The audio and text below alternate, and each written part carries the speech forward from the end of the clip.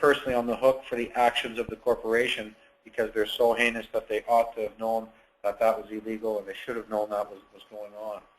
So legislation is there, but it's very limited. It's limited to those public policy things like back taxes and such.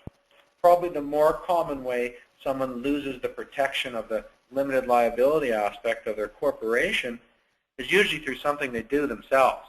You know, they sign something like a guarantee, or they pledge security to some bank, become a party to a contract. You know, now you are personally responsible. Now your personal assets are on the table. So if you create a real estate corporation and go buy land, and in doing that process, you're talking to the bank, and the bank says, well, we'd like to do the deal, but we need you to sign a guarantee, Bob. Well, all of a sudden, you know, Bob, the guy, the taxpayer, is now responsible. You know, that's what a guarantee is. We'll talk about that at the end of our program today. Another example may be your corporation enters into a commercial lease for a business premises, and the landlord says, well, it's a new company, no history, we don't know you. We'll need you to indemnify the obligations under the lease, meaning, you know, stick your neck on the table, please. We want to make sure it's there in case we need it. So then you have signed something, you have become party to a contract, party to the lease, you have privity, and you are now personally responsible for those obligations in addition to the corporation. So again, you want to be careful about what you sign and to know what's going on. The corporation is really quite an amazing thing. Again, it's a legal entity. It's got just the same rights as you, just about. It has more rights than an unborn child, which is currently not a legal person in Canada, if you can imagine.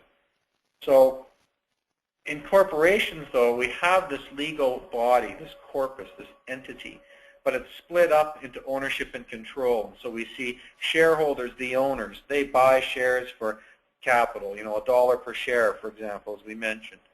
So they pay their $100 for 100 shares, and they don't own that money anymore. That money belongs to the corporation. They own the shares. That's their property. And again, if the corporation fails, the shares are worthless, so I guess their property is worthless.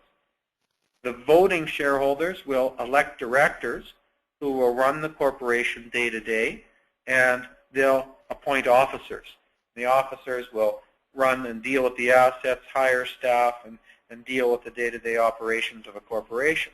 The director officers are very similar. They're a little different. But the director officers are sort of like the arms and legs of the ghost of the corporation.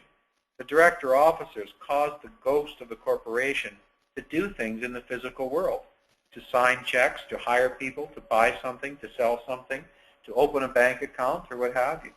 So you be careful when you're signing contracts on behalf of your corporation.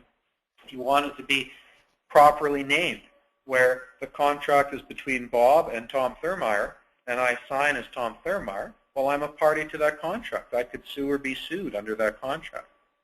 On the other hand, if the contract is naming Bob and Happy Consulting, Inc., and the signature line is Happy Consulting, Inc. per Tom Thurmeyer, I'm not personally a party to that contract. I'm just a signing officer, director. I'm the person who causes the ghost of the corporation to sign.